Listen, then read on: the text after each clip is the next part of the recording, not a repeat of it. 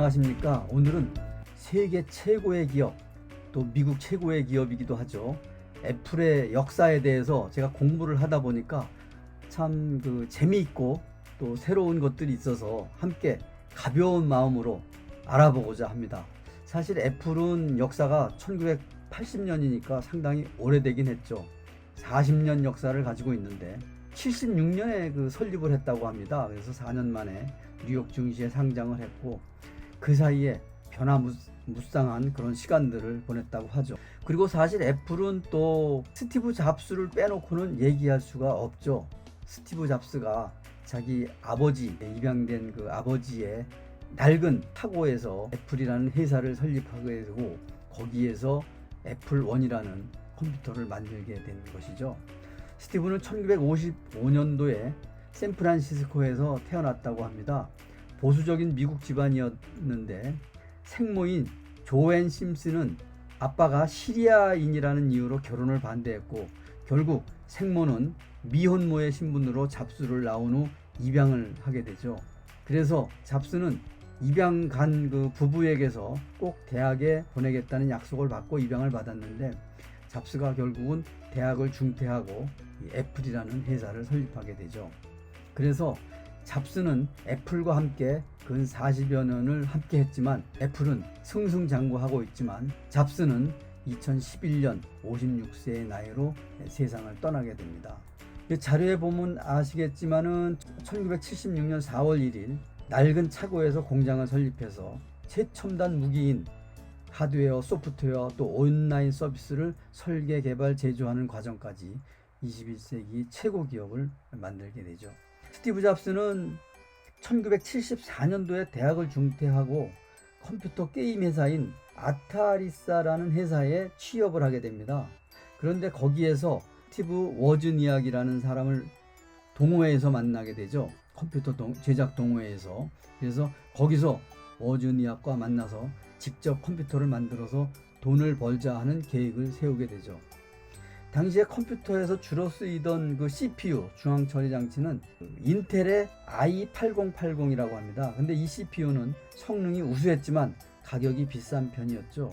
그래서 컴퓨터의 그 설계를 담당한 워즈니악은 인텔보다 가격 대비 성능이 높은 모토로라의 MC6800 CPU를 선택을 해서 이들이 만든 컴퓨터에 모토로라 CPU를 탑재하기로 했다고 합니다. 그 후에 전반적인 회로 설계를 간략화하여 생산성을 높이고 또 가격을 낮출 수 있었다고 하죠. 이 컴퓨터의 첫 번째 모델은 76년 3월에 완성되었다고 합니다. 그것을 워즈니악은 이 컴퓨터의 시험 모델을 자신이 일했던 휴렛 패커드 그 간부들에게 보여주고, 이를 제조해서 판매할 것을 제의했으나 거절당했다고 합니다. 그런데 차고 안에서 만들었던 애플 1을 내놓았는데, 이후에 후속작인 F2가 뜻밖의 성공을 거두게 되면서 잡스는 애플과 함께 승승장구를 하는 것처럼 보였습니다. 하지만 이후에 몇 차례 부진을 겪게 되고, 결국은 잡스가 30살이 되던 해에 애플 이사회에서 그를 해고했다고 합니다. 몇 달간 공황에 빠졌던 애플은 같은 해에 넥스트라는 회사를 설립하고 재기의 발판을 다졌다고 하는데요.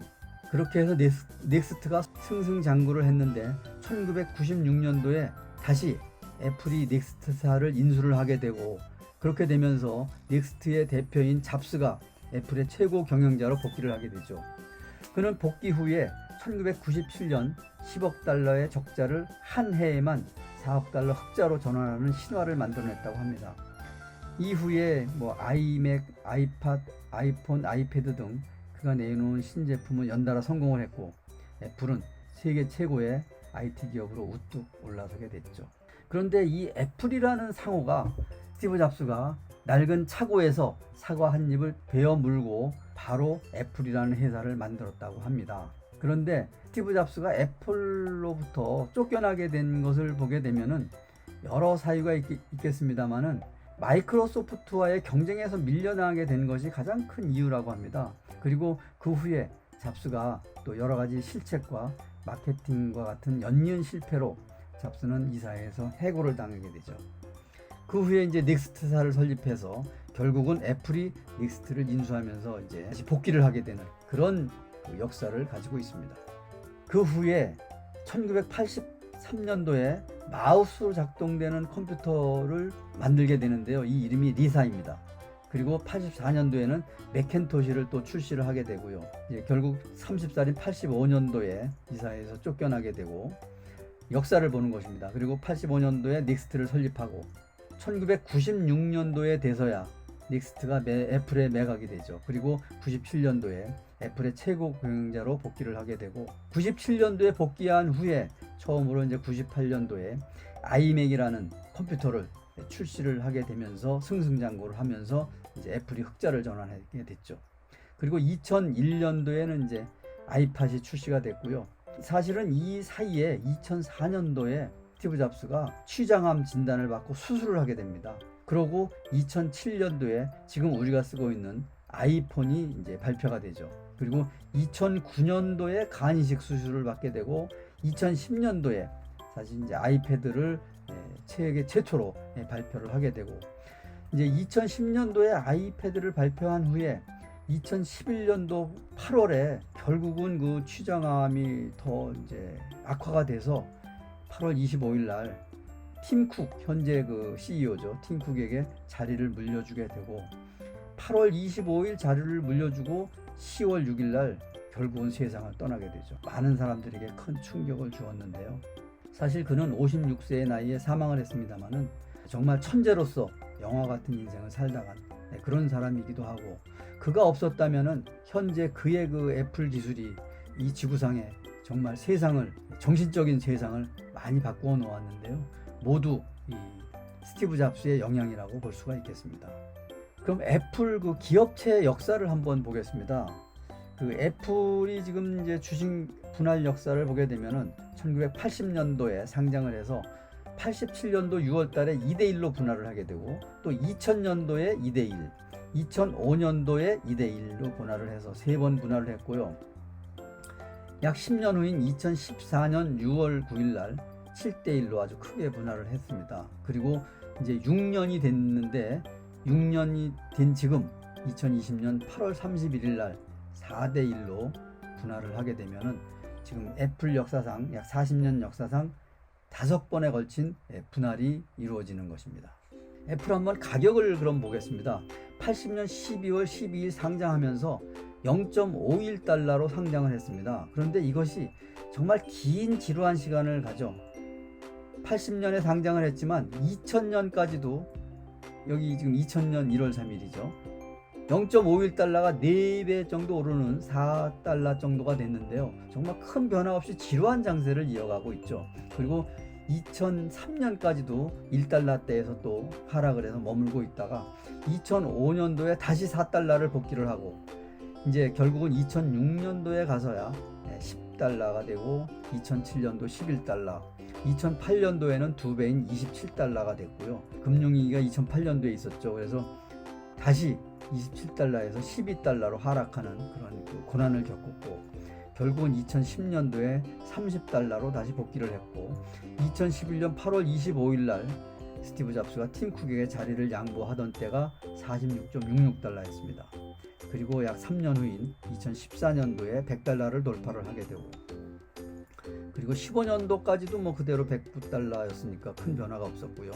18년도에 결국은 200달러를 돌파를 합니다. 그리고 2020년 금년 1월 2일 날 298달러로 약 300달러대를 돌파를 했는데 2020년 3월 23일 코로나 영향으로 결국 절반 이하로 뚝 떨어지는 123달러가 됐죠.